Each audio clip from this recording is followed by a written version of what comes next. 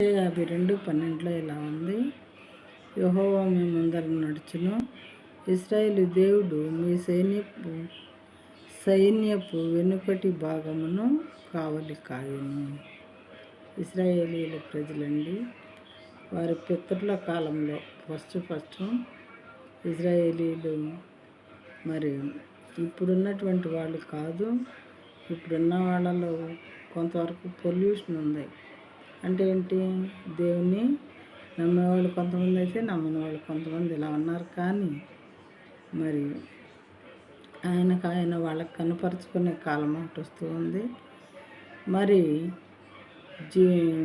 వాళ్ళ పితరులు అంటే మొట్టమొదటి వాళ్ళ తాతలు దేవుని ఆజ్ఞల్ని కట్టడల్ని తూచా తప్పకుండా పాటించారు.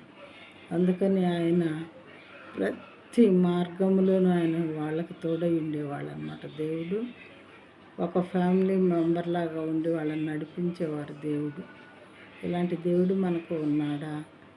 ఆలోచించుకోవాలి ఎవరికి వాళ్ళని. అసలు దేవుడు అంటే ఎలా ఉండాలని మనం అనుకుంటున్నాం, ఆయన ఏ కార్యాలు చేయాలని మనం అనుకుంటున్నాం, ఇవన్నీ కూడా ఆలోచించి ఏంటి ఇశ్రాయేలీల దేవుడు ఏంటి, సృష్టికర్త ఏంటి అనే విషయాలు ప్రతి ఒక్కరు ఆలోచించి మన కంఠంలో ప్రాణం ఉండగానే దైవాన్ని తెలుసుకోకపోతే నరకానికి వెళ్ళేవారుగా ఉంటాము.